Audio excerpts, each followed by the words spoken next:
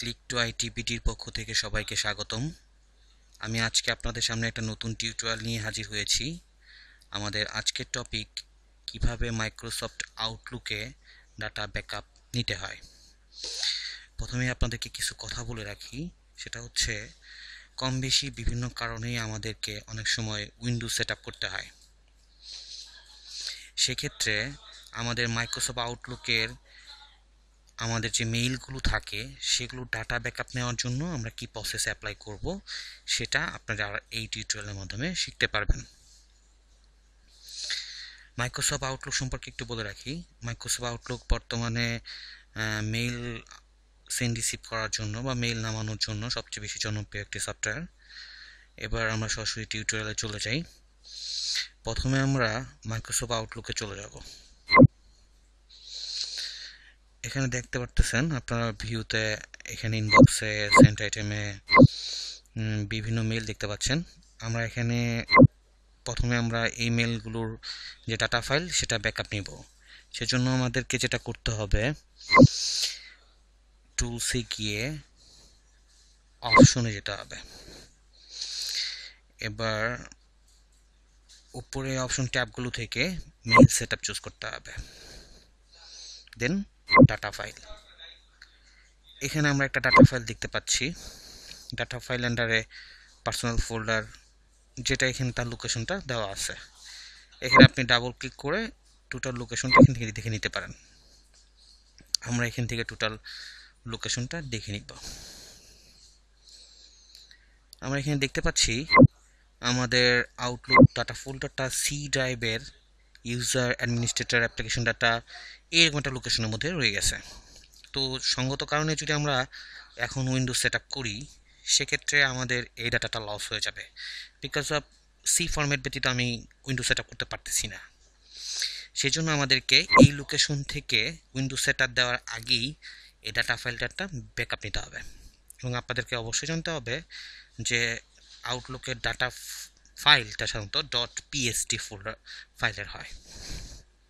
এবার আমি এখান থেকে এই টোটাল লোকেশনটা কপি করব। কপি করে মাই কম্পিউটারে চলে যাব। এখানে আমি লোকেশনটা পেস্ট করব, দিয়ে নেক্সট দিলে আমার অটোমেটিক ডাটা ফোল্ডার লোকেশনে চলে গেছে। এখানে আমি দেখতে পাচ্ছি এই যে আউটলুক যে পিএসটি, এই যে ফোল্ডার ফাইলটা, এই ফাইলের মধ্যে আসলে আমার মূলত সব মেইলগুলো স্টোর অবস্থায় আছে। আমি এই ফাইলটা ব্যাকআপ নিয়েই আমি আমার টোটাল আউটলুকটা ব্যাকআপ নিতে পারি। তো এই ফাইলটা কপি করে ব্যাকআপ নেওয়ার আগে অবশ্যই আপনাকে আউটলুকটাকে ক্লোজ করে দিতে হবে।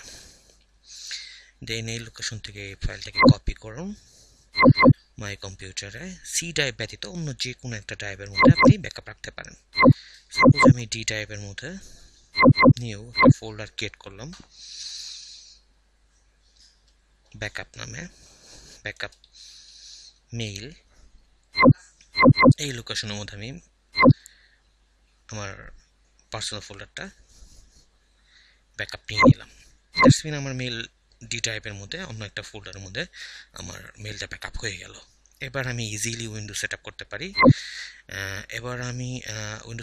পারি। সাপোজ আমরা এখন উইন্ডোজ সেট আপ করবো, এবং উইন্ডোজ সেট আপের পরবর্তী অবস্থাটা এবং এটাকে ব্যাকআপটাকে কীভাবে রেস্টোর করতে হয় এগেইন, সেটা আমি আপনাদেরকে দেখাবো।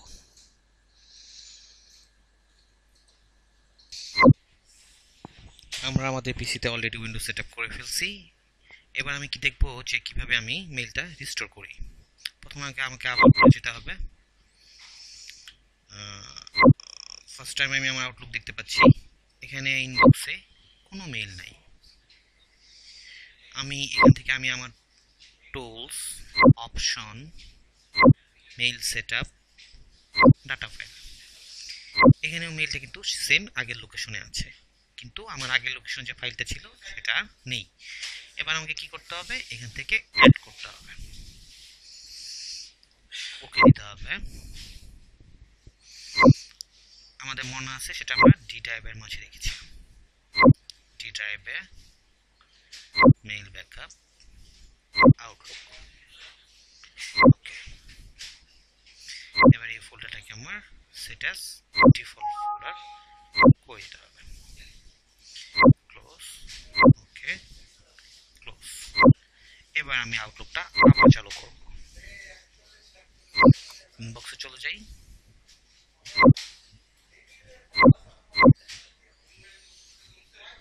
এখানে দুইটা পার্সোনাল ফোল্ডার চলে আসছে, আমার নিচের পার্সোনাল ফোল্ডারটা তো টোটাল মেল চলে আসছে। আমার এই উপরে পার্সোনাল ফোল্ডারটা আর দরকার নেই। এটা আমি টুলসে গিয়ে অপশনে গিয়ে মেল সেটআপ ডাটা ফাইল সির এই পার্সোনাল ফোল্ডারটাকে আমি রিমুভ করে দিতে পারি।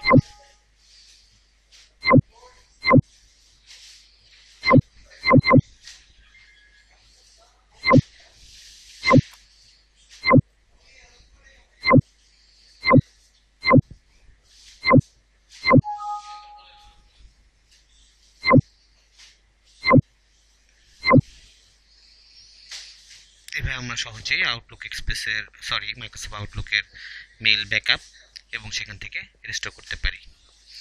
আশা করি আপনারা আমার টিউটোরিয়াল দেখে বুঝতে পেরেছেন কিভাবে মাইক্রোসফট আউটলুকে মেইল ব্যাকআপ নিতে হয়। হোপফুলি আপনাদের অনেক কাজে আসবে। আপনারা কোনো রকম সমস্যা পড়লে আমাকে টিউটোরিয়ালের কমেন্ট করে আমাকে জানাতে পারেন, আমি আপনাদের প্রবলেম সলভ করে দিব। ভালো থাকবেন সবাই।